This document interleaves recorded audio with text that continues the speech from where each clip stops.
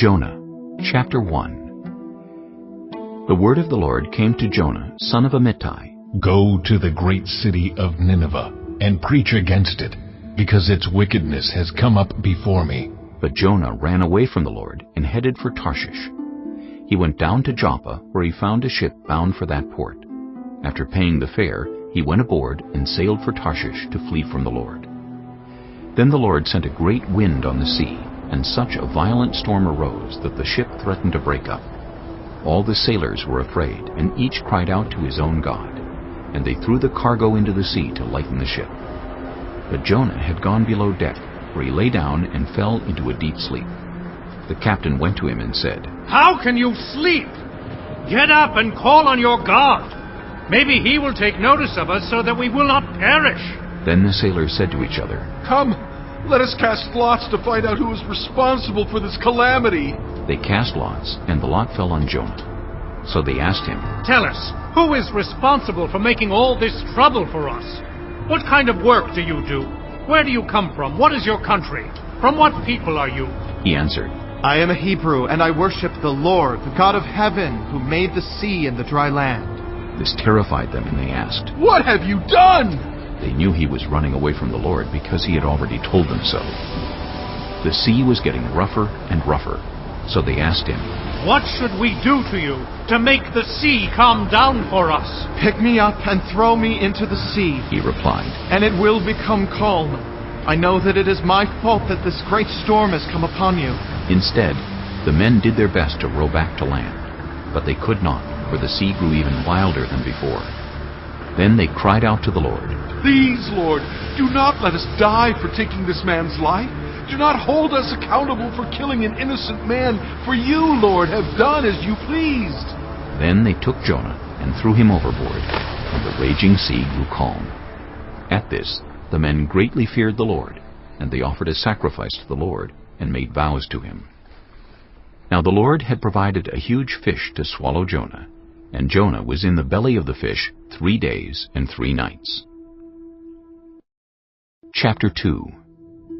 From inside the fish, Jonah prayed to the Lord his God. He said, In my distress I called to the Lord, and he answered me. From deep in the realm of the dead I called for help, and you listened to my cry. You hurled me into the depths, into the very heart of the seas, and the currents swirled about me.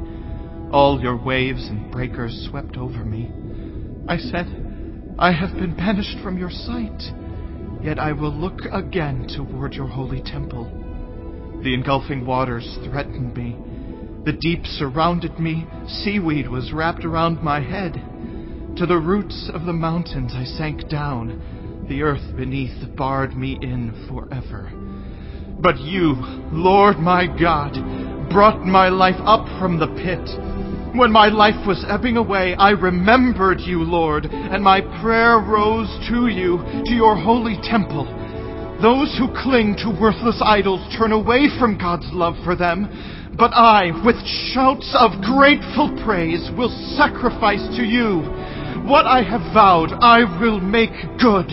I will say, salvation comes from the Lord. And the Lord commanded the fish, and it vomited Jonah onto dry land.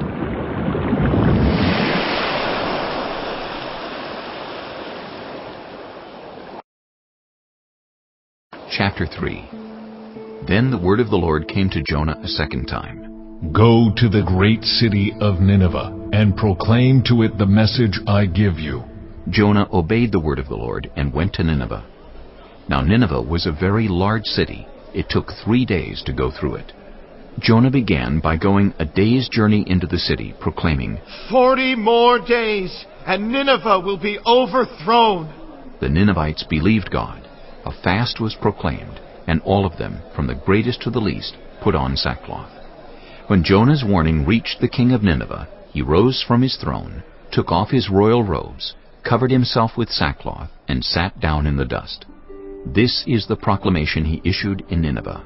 By the decree of the king and his nobles, do not let people or animals, herds or flocks, taste anything. Do not let them eat or drink. But let people and animals be covered with sackcloth. Let everyone call urgently on God. Let them give up their evil ways and their violence. Who knows? God may yet relent, and with compassion turn from his fierce anger, so that we will not perish." When God saw what they did and how they turned from their evil ways, he relented and did not bring on them the destruction he had threatened.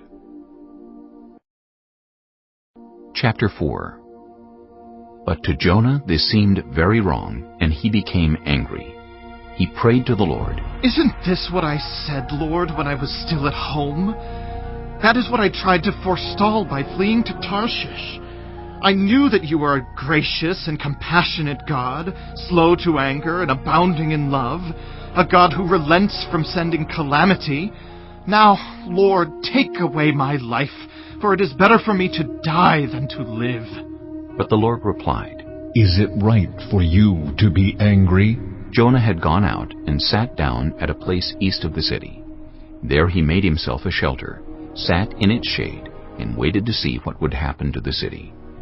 Then the Lord God provided a leafy plant, and made it grow up over Jonah to give shade for his head to ease his discomfort, and Jonah was very happy about the plant.